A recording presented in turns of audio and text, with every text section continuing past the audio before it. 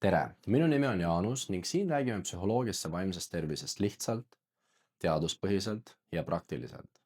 Eelmises videos rääkisime sellest, miks inimesed kuulujutte levitavad.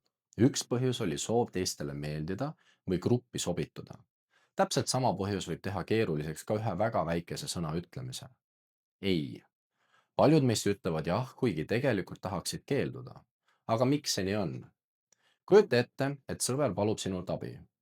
Sul on endal kiire või oled lihtsalt väsinud, aga sa ütled ikkagi talle, jah muidugi. Hiljem tunned, et tegelikult ei olnud sul selleks aega ega energiat. See olukord on paljudele tuttav ja tavaliselt ei ole põhjus selles, et inimene ei oska öelda ei. Pigem kardab ta seda, mis võib pärast juhtuda. Me võime mõelda, äkki ta solvub, äkki ta arvab, et ma olen isekas või äkki ta ei kutsu mind enam kaasa. Sellised mõtted on täiesti loomulikud. Kuna inimesed on sotsiaalsed olendid, siis me tahame hoida häid suhteid ja vältida olukordi, mis võivad tekitada konflikte. Sellepärast võibki ei ütlemine tunduda ebamugav.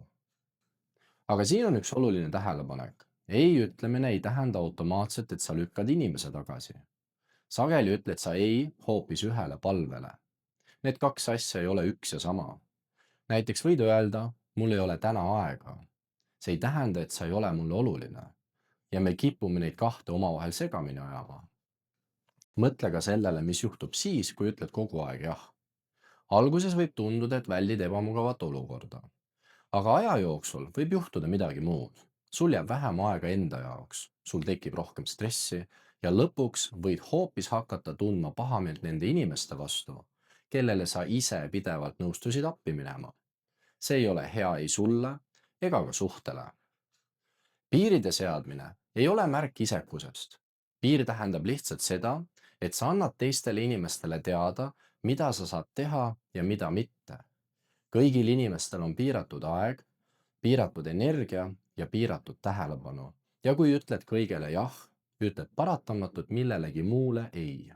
Ja vahel tähendab see vähem und, vahel tähendab see vähem aega pere või sõprade jaoks ning vahepeal tähendab see vähem aega iseenda jaoks. Huvitav on see, et uuringud näitavad, et inimesed sageli ülehindavad seda, kui halvasti teised keeldumisele reageerivad. Me kujutame ette kõige hullemat, aga tegelikkuses võtavad inimesed viisakalt öeldud keeldumist sageli palju rahulikumalt, kui me ise arvame. See ei tähenda, et keeldumine oleks alati lihtne, aga meie hirm võib olla suurem kui tegelik olukord.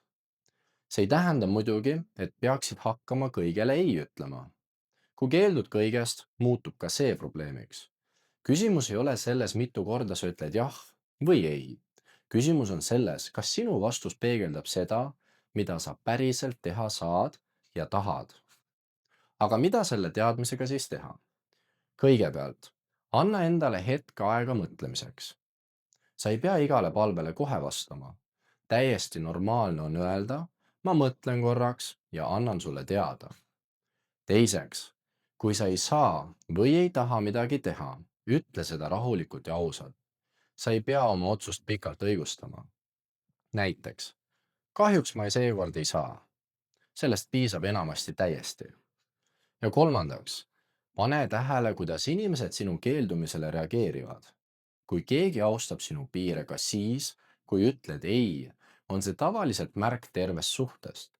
Kui aga keegi paneb sind pidevalt tundma süüdi ainult sellepärast, et sa keeldusid, tasub mõelda, kas see suhe on tasakaalus.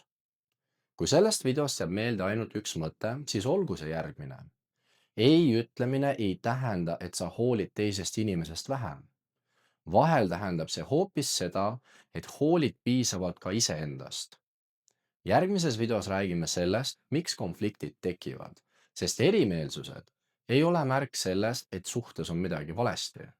Sageli tekivad need lihtsalt sellest, et inimesed näevad sama olukorda erinevalt. Aitäh, et vaatasid.